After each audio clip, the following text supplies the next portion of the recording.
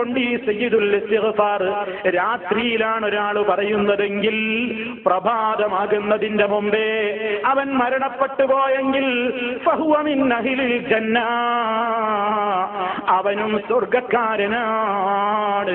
നബി സല്ലല്ലാഹു അലൈഹി വസല്ലം ഈ ഒരു സന്തോഷ വാർത്ത നമുക്കറിയിച്ചിട്ട് അത് കേട്ടിട്ട് പഠിച്ചിട്ട് മനസ്സിലാക്കിയിട്ട്, ഓ പ്രിയപ്പെട്ടവരെ, നമ്മുടെ എത്രയെത്ര പകലുകൾ അത് ചൊല്ലാതെ കഴിഞ്ഞുപോയി, എത്രയെത്ര രാത്രികൾ അത് ചൊല്ലാതെ കഴിഞ്ഞുപോയി. എങ്കിൽ ഇനി അതുണ്ടായിക്കൂടാ, ഇനി ആ അലസത ഉണ്ടായിക്കൂടാ. കാരണം ഞാനാവട്ടെ, നിങ്ങളാവട്ടെ, ഈ പ്രപഞ്ചത്തിലെ ഏതൊരു ജീവനാകട്ടെ പൊലിഞ്ഞു പോകുന്നത് ഒന്നുകിൽ ഒരു രാത്രിയിലാണ്, അതല്ലെങ്കിൽ ഒരു പകലിലാണ്. രാത്രിയിൽ മരിക്കുകയാണെങ്കിലും പകലിൽ മരിക്കുകയാണെങ്കിലും നമുക്ക് സ്വർഗാവകാശിയായി മരിക്കണം, നമുക്ക് സ്വർഗാവകാശിയായി മരിക്കണ്ടേ. അതുകൊണ്ട് പ്രഭാതത്തിൽ അതാ പകൽ നേരത്ത് സയ്യിദുൽ ഇസ്തിഗ്ഫാർ പറഞ്ഞോളൂ. ആ പകലിലാണ് അല്ലാഹു നമുക്ക് മരണം വിധിച്ചതെങ്കിൽ നമുക്ക് സ്വർഗമാണ്. അതേ അവസരത്തിൽ രാത്രിയിലാണ് നമ്മുടെ മരണമെങ്കിൽ, രാത്രിയിലാണ് നമ്മൾ ഇത് പ്രാർത്ഥിച്ചിട്ടുമുള്ളതെങ്കിൽ നമുക്ക് സ്വർഗാവകാശിയായി മരിക്കാമെന്നാണ് നബി സല്ലല്ലാഹു അലൈഹി വസല്ലം പറയുന്നത്. അത് ശ്രദ്ധിക്കണം എന്ന് എന്റെ ഉമ്മമാരോട്, പെങ്ങന്മാരോട്, എല്ലാ സഹോദരങ്ങളോടും പറയുകയാണ്. ഇത് വെറുതെ കേൾക്കാനുള്ളതല്ല, വെറുതെ പഠിക്കാനുള്ളതല്ല, വെറുതെ കേട്ടൊഴിവാക്കാനുള്ളതല്ല. ഒന്ന് ശ്രദ്ധ വെക്കണേ. വളരെ വിശദമായി നമ്മുടെ പ്രാർത്ഥനകൾ, പ്രകീർത്തനങ്ങൾ എന്ന പ്രഭാഷണ പരമ്പരയിലൂടെ കൃത്യമായി വിശദീകരിക്കപ്പെട്ടിട്ടുള്ള ഒരു ദുആയായതുകൊണ്ട് ഞാൻ അതിന്റെ വിശദാംശങ്ങളിലേക്ക് പ്രവേശിക്കുന്നില്ല. പക്ഷേ നിങ്ങളത് പ്രത്യേകമായി പഠിക്കണം, തെറ്റുകൂടാതെ ഉരുവിടണം, അർത്ഥം മനസ്സിലാക്കണം, ആശയം ഗ്രഹിക്കണം. എന്നിട്ട് മിനിമം 2 നേരമെങ്കിലും, അഥവാ പ്രഭാതത്തിലൊരിക്കെ, പ്രദോഷത്തിലൊരിക്കെ, പകലിലൊരിക്കെ, രാത്രിയിലൊരിക്കെ അത് മനസ്സറിഞ്ഞുകൊണ്ട് ചൊല്ലണം.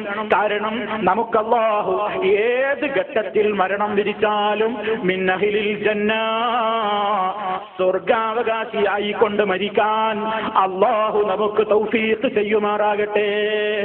ഇനി പ്രിയപ്പെട്ടവരെ, മറ്റൊരു കാര്യം നബി സല്ലല്ലാഹു അലൈഹി വസല്ലം അതിനുപോൽബലകമായ വേറൊരു കാര്യം പറഞ്ഞില്ലേ?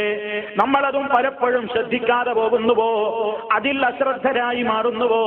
നബി തങ്ങൾ നമുക്ക് പഠിപ്പിച്ചു തന്നു, നീ ഉറങ്ങാൻ കിടക്കുന്ന നേരത്ത് വുദൂഓടുകൂടി ഉറങ്ങാൻ കിടക്കണം, ശുദ്ധിയായ നിലയിൽ നീ ഉറങ്ങാൻ കിടക്കണം.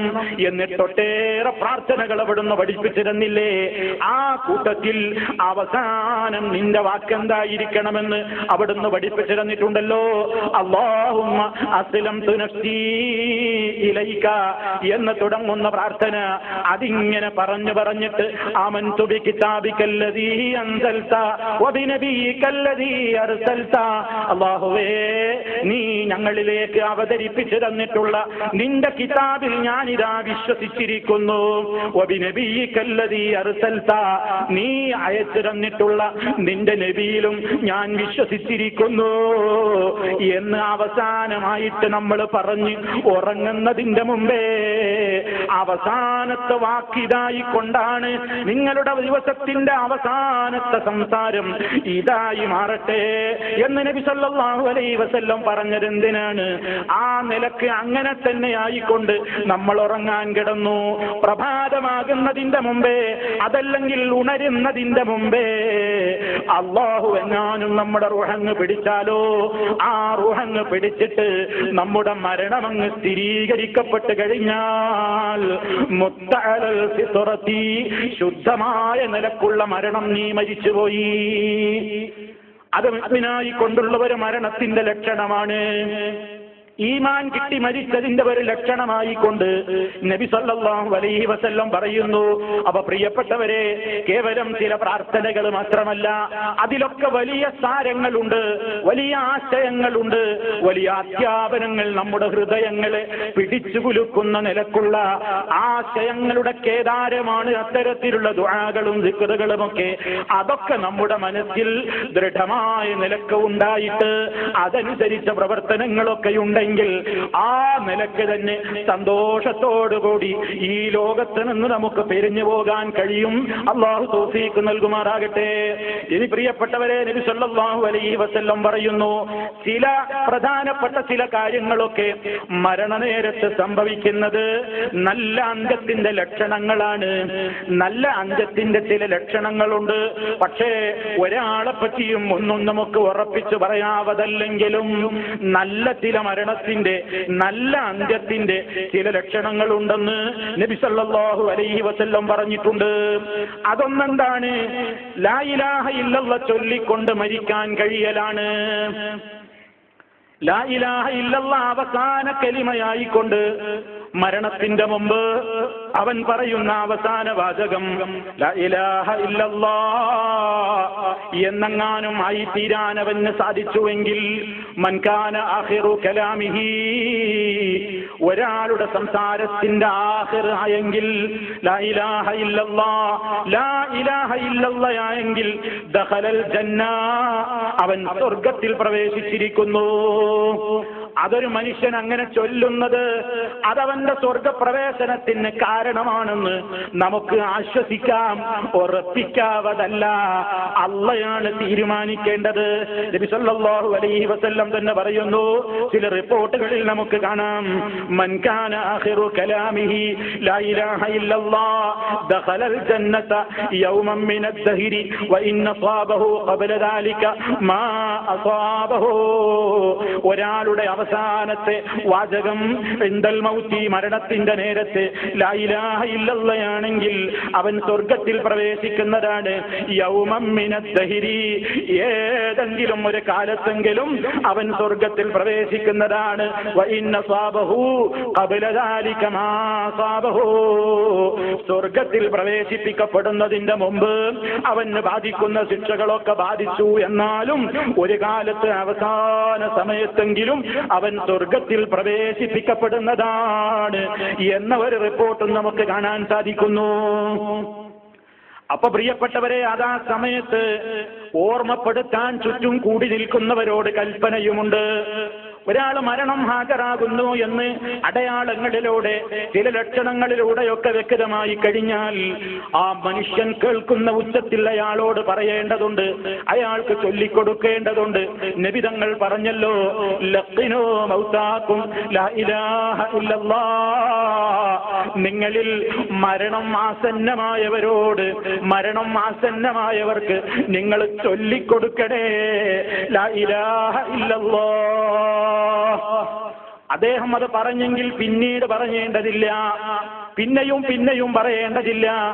ഒരാളുടെ ശ്രദ്ധയിൽ അത് കേൾക്കുന്ന നിലക്ക്, അയാളത് മനസ്സിലാക്കുന്ന നിലക്ക് ചൊല്ലിക്കൊടുക്കൽ സുന്നത്താണെന്ന് നബി സല്ലല്ലാഹു അലൈഹി വസല്ലം പറയുകയാണ്. ഇനി സഹോദരന്മാരെ, ആ അവസരത്തിൽ വലിയ ദാഹമുണ്ടാകുമെന്ന് നമുക്ക് ആളുകളതാ അവരുടേതായ അവസ്ഥ, വളരെയേറെ ദാഹമുണ്ടാകുന്ന സന്ദർഭമാണ്. ഒരിത്തിരി വെള്ളം ആ ചുണ്ടിലും അതുപോലെ തന്നെ നാവിലുമൊക്കെ ഇറ്റിച്ചു കൊടുക്കാൻ ശ്രദ്ധിക്കേണ്ടുന്ന കാര്യമാണ്. അതേപോലെ തന്നെ അവിടെ കൂടി നിൽക്കുന്ന മനുഷ്യന്മാര് രോഗിയുടെ സമീപത്താണെങ്കിലും ഇനി ഒരു ജനാസയുടെ സമീപത്താണെങ്കിലും മനുഷ്യന്മാരിങ്ങനെ മരണം ഒരാൾക്ക് ആസന്നമാകുന്ന നേരത്ത് ചുറ്റുഭാഗത്തും കൂടി നിന്നുകൊണ്ട് അട്ടഹസിച്ചുകൊണ്ട് കാര്യമില്ല, അതല്ലെങ്കിൽ പൊട്ടി കരഞ്ഞതുകൊണ്ട് കാര്യമില്ല. രോഗിയുടെ സമീപത്ത്, അത് ഏത് നിലക്കുള്ള രോഗിയാണെങ്കിലും, ആസന്ന മരണനായ രോഗിയാണെങ്കിലും, ഇനി മരണപ്പെട്ട് കഴിഞ്ഞിട്ടുള്ള ജനാസ മയ്യത്താണെങ്കിലും അവിടേക്ക് പോയി കഴിഞ്ഞാൽ ഖൈറായ കാര്യങ്ങൾ അല്ലാഹുവോട് ദുആ ചെയ്യാനാണ് നബി സല്ലല്ലാഹു അലൈഹി വസല്ലം പറഞ്ഞിട്ടുള്ളത്. ഇദാ ഹദർതുമുൽ മരീദ അവിൽ മയ്യിത ഫഖൂലൂ ഖൈറാ ഫഇന്നൽ മലായികത യുഅമ്മിനൂന അലാ മാ തഖൂലൂൻ. പല സഹോദരങ്ങളും ശ്രദ്ധിക്കാത്ത മറ്റൊരു കാര്യമാണ് ഈ പറയുന്നത്. രോഗിയുടെ അരികിൽ പോയി മറ്റുള്ള വർത്തമാനങ്ങൾ പറഞ്ഞ് പിരിഞ്ഞു പോരുന്നു. മരണാസന്നനായ രോഗിയാണെങ്കിൽ അവിടെ നെടുവീർപ്പും വെപ്രാളവും ചുടുനിശ്വാസവും അതുപോലെ തന്നെ ഖേദപ്രകടനവും സഹതാപവാക്കുകളും ഒക്കെ പറയുന്നു. അതുകൊണ്ടൊന്നും കാര്യമില്ല കേട്ടോ. ഈ രോഗിക്ക് വല്ല ഉപകാരവും കിട്ടണോ, ഈ മയ്യത്തിന് വല്ല ഉപകാരവും കിട്ടണോ, ആ സ്ഥലത്താരെങ്കിലും ഹാജരുണ്ടെങ്കിൽ പുരുഷനാണെങ്കിലും സ്ത്രീയാണെങ്കിലും പ്രത്യേകം ഓർമ്മപ്പെടുത്തുന്നു, നിങ്ങൾ നല്ലത് പറയണേ, നല്ലത് പറയണേ, നല്ല കാര്യത്തിന് അള്ളാഹുവിനോട് ചോദിക്കണേ. ആസന്ന മരണനായ രോഗിയുടെ സമീപത്ത് പോയി യാസീൻ ഓതണം എന്നല്ല ഇതിന്റെ അർത്ഥം. അതല്ലെങ്കിൽ മരിച്ചു കിടക്കുന്ന ജനാസയുടെ സമീപത്ത് ഇരുന്നു കൊണ്ട് ഖുർആൻ ഓതണം എന്നല്ല ഇതിന്റെ അർത്ഥം. ഫഖൂലൂ ഖൈറാ, നിങ്ങൾ നല്ലത് പറയണം എന്നല്ലേ ഹദീസിലുള്ളത്. ഏറ്റവും വലിയ നല്ല വാക്ക് ഖുർആനല്ലേ. ഖൈറുൽ കലാമി കലാമുല്ലാഹ്, വർത്തമാനങ്ങളിൽ വെച്ച് ഏറ്റവും മുന്തിയ വർത്തമാനം അള്ളാന്റെ കലാമല്ലേ. അപ്പോൾ പിന്നെ രോഗിയുടെ അരികിലിരുന്നു കൊണ്ട് പ്രത്യേക മരണം മായ രോഗിയുടെ സമീപത്ത് യാസീൻ ഓതിക്കൊടുക്കലല്ലേ വേണ്ടത്. അതല്ലെങ്കിൽ മരിച്ച മയ്യത്തിന് സമീപത്തിരുന്നു കൊണ്ട് ഈ ഖുർആൻ ഓതലല്ലേ വേണ്ടതെന്നല്ലേ